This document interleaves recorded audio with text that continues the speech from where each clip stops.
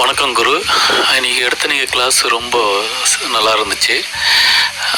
போன 2 கிளாஸில் கிரியாயோகத்தை பற்றி நீங்கள் ப்ராக்டிக்கலாகவும் தியரிட்டிக்கலாகவும் சொல்லியிருந்தீங்க. அதுவும் ரொம்ப தெளிவாக தான் இருந்துச்சு. ஆனால் இன்றைக்கி கிரியாயோகத்தில் சில பகுதியும் மற்ற பகுதி ஆன்மீகத்திலும் சேர்த்து இன்னைக்கு ஒரு நீண்ட நேர கிளாஸு ரொம்ப தெளிவாக குழப்பம் இல்லாமல் எடுத்திருந்தீங்க. கிரியாயோகம் உடலுக்கும் மனசுக்கும் சேர்ந்து இருந்தாலும் இன்னைக்கு எடுத்த இந்த கிரியாயோகம் ப்ளஸ் இந்த ஆன்மீகம் எல்லாத்துலேயும் சேர்த்து பார்த்தீங்கன்னா ஒரு மனிதன் பார்த்தீங்கன்னா ஒரு இன்றைய காலகட்டத்தில் ஒரு நிம்மதியான வாழ்க்கை வாழறதுக்கும் உடலையும் மனசையும் ஆரோக்கியமாக வச்சுக்கிறதுக்கு மற்றவங்ககிட்ட எப்படி அன்பாக இருக்கிறதுன்றதுக்கு எல்லாத்துக்கும் ஒரு அடிப்படை ஆதாரமும் நீங்கள் எடுத்த கிளாஸ் இருந்துச்சு. அதையும் தாண்டி பார்த்தீங்கன்னா பிரபஞ்ச ரகசியம் ஒளி ரெண்டுத்துலேயும் இருந்தும் மனுஷன் இன்னைக்கு எந்த நிலையில் இருக்கின்றதுக்கும் பார்த்தோன்னா நல்லாவே இன்னைக்கு தெளிவுபடுத்தியிருந்தேங்க. இது என்ன மாதிரி இருக்கிற பல ஆட்களுக்கு மற்றும் வாழ்க்கையில் என்ன பண்ணுறதுனே தெரியாமல் இருக்கிற ஆட்களுக்கும் பார்த்தீங்கன்னா இது மாதிரி ஒரு வழிகாட்டலும் ஒரு ரொம்ப அவசியம்.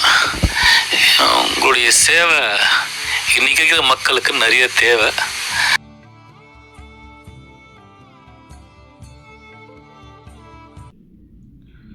ஹரி ஓம். இன்றைக்கி நம்ம என்ன பார்க்க போகிறோம் அப்படின்னா ஒரு 3 நாடிகளை பற்றி ரொம்ப தெளிவாக பார்க்க போகிறோம். ஒன்று இடகலை, பின்கலை, சுழுமுனை. இந்த 3 நாடிகளை பற்றி இந்த வீடியோவில் நம்ம என்ன பண்ணலாம், ஓரளவு பார்க்கலாம். முக்கியமாக சுழுமுனையை பற்றி ரொம்ப தெளிவாக பார்க்கலாம். இன்றைக்கி நிறைய பேருக்கு சுழுமுனைனா என்ன, அது எப்படி இருக்கும், அதில் எப்படி மூச்சு காற்று போகுமா, அது எப்படி ஆக்டிவ் ஆகும், அது உண்மையிலே கண்ணுக்கு தெரியாத ஒரு நாடியா அப்படின்னு நிறைய பேருக்கு ஒரு டவுட் இருக்குது. இந்த வீடியோவில் உங்களுக்கு ரொம்ப கிளியராக உங்களுக்கான விடையை பற்றின கிடச்சிரும். முதல்ல இடகலையும் பின்கலையை பற்றி முதல்ல பார்க்கலாம். இப்போ இதுக்கு இன்னொரு பேர் சொல்லுவாங்க. ஒன்று சூரியகலை, இன்னொன்று சந்திரகலை. உள்ளே போகிறதுக்கு முன்னாடி சில விஷயங்கள் நம்ம தெரிஞ்சுக்கணும். நம்ம மூச்சு காற்று இருக்கு இல்லையா, சுவாசிக்கக்கூடிய இந்த மூச்சு காற்று இருக்குல்ல, நம்மளால் ஒரே நேரத்தில் 2 நாசி துவாரத்துலேயும் நம்மளால் சுவாசிக்க முடியாது. இப்போ இடது பக்கம் நீங்கள் சுவாசிக்கிறீங்க அப்படின்னா, இடது பக்கம் மூச்சு காற்று ஓடுது அப்படின்னா, வலது பக்கம் உங்களுக்கு மூச்சு காற்றுங்கிறது ஓடாது, ஸ்டாப் ஆகிடும். வலது பக்கம் ஓடுது அப்படின்னா உங்களுக்கு என்ன பண்ணாது, இடது பக்கம் மூச்சு காற்றுங்கிறது ஓடாது, ஸ்டாப் ஆகிடும். இது மாற்றி மாற்றி நடந்துக்கிட்டு இருக்கும். இதுக்கு ஒரு கணக்கு ஒன்று ஒரு 45 நிமிஷம். ஒரு 45 நிமிஷம் உங்களுக்கு இடது பக்கம் நீங்கள் சுவாசிக்கிறீங்க அப்படின்னா உங்களால் வலது பக்கத்தில் மூச்சு காற்று ஓடாது, அங்கே ஸ்டாப் ஆகிருக்கும். இப்போ வலது பக்கத்தில் நீங்கள் சுவாசிக்கிறீங்க அப்படின்னா இடது பக்கத்தில் மூச்சு காற்று ஓடாது. இப்போ 45 நிமிஷம் இடது பக்கம் ஓடும், 45 நிமிஷம் வலது பக்கம் ஓடும். இதுதான் அதோடைய கணக்கு. இப்போ இதுக்குள்ளே எப்படி சில விஷயங்கள்லாம் இருக்குங்கிறத நம்ம டீப்பாக பார்க்கலாம். இதுக்கு சூரியகலை, சந்திரகலைன்னு சொல்லுவாங்க. நீங்கள் இடது பக்கம் சுவாசிக்கிறீங்கன்னா இதை பெண்ணாடி சொல்லுவாங்க. அதுக்கு மட்டும் இல்லாமல் இதுக்கு இது சந்திரகலை அப்படின்னு சொல்லுவாங்க. இப்போ நீங்கள் இடது பக்கத்தில் நீங்கள் மூச்சு காற்று உங்களுக்கு ஓடிக்கிட்டு இருந்ததுன்னா உங்கள் உடம்பு எப்படி இருக்குன்னா ரொம்ப கூலிங்காக இருக்கும், ரொம்ப அமைதியாக இருப்பீங்க, ஒரு காமன் சென்ஸாக இருப்பீங்க. உங்களால் ஒரு தெளிவாக ஒரு விஷயத்தை யோசித்து எடுக்க முடியும். தியானத்துலலாம் நீங்கள் ஈடுபடும் போது இடைகலையில் மூச்சு காற்று ஓட ரொம்ப நல்லாயிருக்கும். ஓகேவா? இப்போ பின்கலைங்கிறது வலது பக்கம். வலது பக்கம் உங்களுக்கு மூச்சு காற்று ஓடுதுன்னு அப்படின்னா உங்கள் உடம்பு எப்படி இருக்கும், ரொம்ப ஹீட்டாக இருக்கும், ரொம்ப கோபமாக இருப்பீங்க. இந்த காமத்தில் இருக்கும்போது இந்த உணர்வை தூண்டுறது இந்த இடது நாடி தான், இந்த வலது நாடி தான். இந்த மீறான ஒரு சொல்லி குணதிசயங்கள்லாம் பண்ணியிருக்கும். இந்த நாடிங்கிறது எதை சொல்கிறோம் அப்படின்னா, நம்மளுக்கு 2 நாசித்துவாரம் இருக்கு இல்லையா, இந்த இடது பக்கம் நாசித்துவாரம் நேராக உள்ளார போய் மூலாதார சக்கரத்தில் முடிஞ்சிருக்கும். வலது பக்கம் ஓடக்கூடிய நாசி காற்று என்ன பண்ண நேராக போய் அந்த நாடி நம்முடைய மூலாதார சக்கரத்தில் ஒன்றா இணைஞ்சிருக்கும். இது ஒன்றா இணைக்கக்கூடிய இடம் தான் பார்த்தீங்கன்னா இந்த இடகலை, பின்கலை, அப்புறம் சுழுமுனை சொல்லக்கூடிய 3 நாடிகள். இப்போ மூச்சுக்காத்துங்கிறது மாறி மாறி நடக்கிறதுனால பார்த்தீங்கன்னா உடம்பு ஹீட் ஆகிறது, அப்புறம் கூலிங் ஆகிறது, ஹீட் ஆகிறது, அப்புறம் கூலிங் ஆகிறது. இப்போ நம்மளுடைய உடம்பு ப்ரொசீஜர் பார்த்தீங்கன்னா இந்த விதத்தில் தான் இயங்கிக்கிட்டு இருக்கு. இப்போ 45 நிமிஷம் இடது பக்கம் ஓடுது அப்படின்னா உங்கள் உடம்பு எப்படி இருக்கும், ரொம்ப கூலிங்காக இருக்கும். இப்போ ரொம்ப கூலிங்காக இருக்குது அப்படின்னா அடுத்து நம்ம பாடி என்ன ஆகிடும், அடுத்து ஹீட் ஃபார்முக்கு அடுத்து மாறிடும், அடுத்த கூலிங் ஃபார்முக்கு மாறிடும்.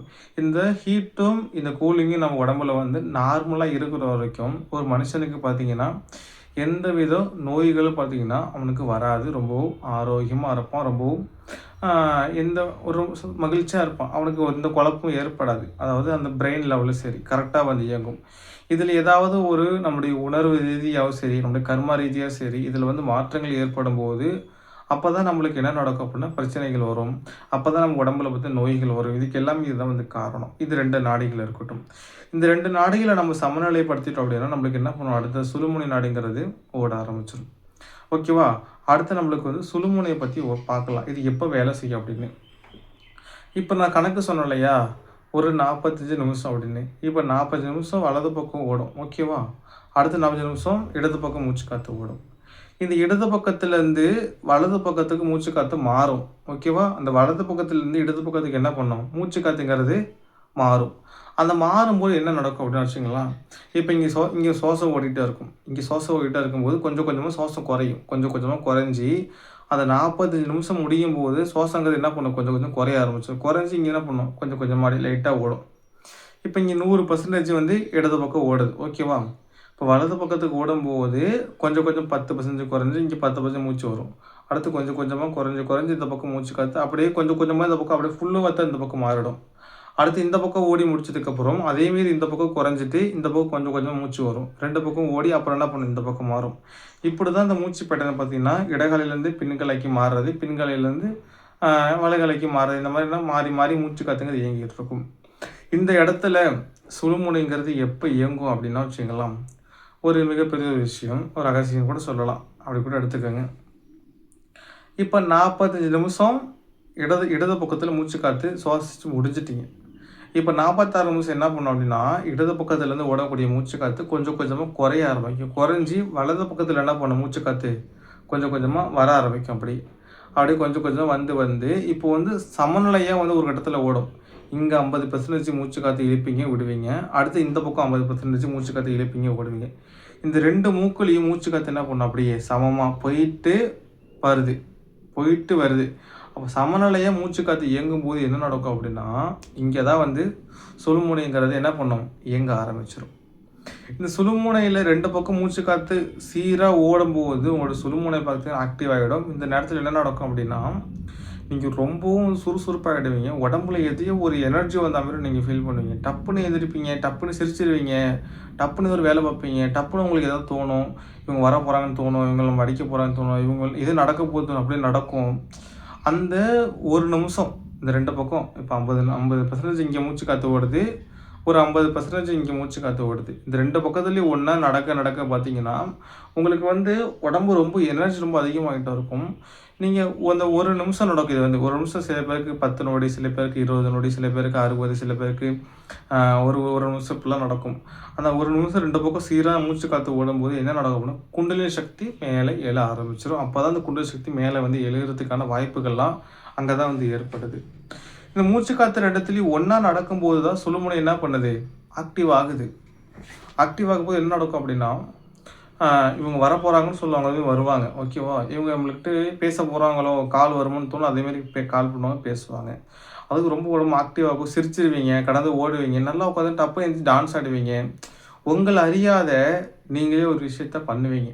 அது ரொம்ப ரொம்ப சந்தோஷமாக ரொம்ப ஒரு உச்சக்கட்ட உணர்வு நிலைக்கு போய் உங்களை கண்ட்ரோல் பண்ண முடியாது, பண்ணிடுவீங்க. இது நடக்கும். இது டெய்லி நடக்கிறதுனால ஒரு சில பேருக்கு ரொம்ப அதிகமாக இருக்கலாம், ஒரு சில பேர் கம்மியாக இருக்கலாம். அந்த 50% குண்டலினி சக்தி மேலே டப்புன்னு ஏறி வரும்போது ஒரு தூக்கி அடிக்கும், திடீர்னு தூக்கி அடிக்கும். உங்களை வந்து டப்புன்னு எதே பண்ணுவீங்க, டப்புன்னு ஓடிடுவீங்க. இந்த மாதிரி ரொம்ப அதிகமாக ஒரு எனர்ஜி நடக்கும். ஓகேவா? நீங்கள் தனியாக நடந்து போகும்போது உங்களுக்கு அப்படியே ஒரு இன்னமும் நடக்கிற மாதிரி இருக்கும். அப்படியே எதே வந்தாங்கடா, பிண்டை யாரும் வந்தாங்க, தொட்டாங்க, பேய் அப்படின்னு சொல்லி நம்ம என்ன பண்ணுவோம், கமெண்ட் பண்ணுவோம். இல்லை படுத்து தூங்கும்போது உடம்பு டப்புன்னு எதை அழுத்துற மாதிரி டப்புன்னு நீங்கள் எந்திரிப்பீங்க. இதே ஒரு இறக்கிற மாதிரி இருக்கும். இந்த மாதிரியான உடம்பை வந்து ஒரு உழுக்கிட்டு போவோம் வந்து. இதெல்லாம் எப்போ நடக்கும் அப்படின்னா, மூச்சு காற்று 2 மூக்குலையும் வந்து சமநிலையாக மூச்சு ஓடும்போது என்ன நடக்கும்?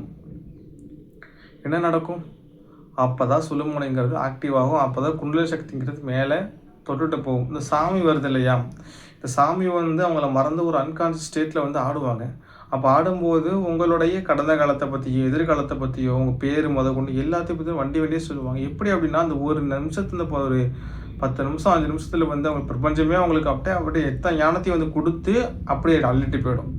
ஏன்னா அவங்கள கண்ட்ரோல் பண்ண முடியாது. அதனால தான் பாடி வந்து அப்போ துடிக்கும், அவங்களால அந்த சக்தி தாங்க முடியாது, அந்த குண்டலினி சக்தியை வந்து. இந்த மாதிரி தான் நடக்குது. இதை வந்து நம்மளே வந்து ஆக்டிவ் பண்ண முடியும். நம்மளே வந்து இதை ஆக்டிவ் பண்ணி ஒரு சமநிலையில வச்சுக்க முடியுமாங்கிறது என்ன பண்ணி சித்தர்கள் நிறைய முயற்சி பண்ணி நிறைய ஆராய்ச்சிகள் இருக்குது. நிறைய பார்த்தீங்க அப்படின்னா யோக பயிற்சிகள் இருக்குது. இப்போ ஒரு நிமிஷம் ஒரு மனுஷனுக்கு டெய்லி கிடைக்குது அப்படின்னா, சாமி வரவங்களுக்கு ஒரு 5 நிமிஷம் கிடைக்கும், ஒரு 6 நிமிஷம், 7 நிமிஷம், 10 நிமிஷம் கூட கிடைக்கலாம், வாய்ப்புகள் இருக்குது. இதை வந்து நம்மளால ஒரு 10 நிமிஷம் கூட்ட முடியுமா? ஒரு 20 நிமிஷம் கூட்ட முடியுமா?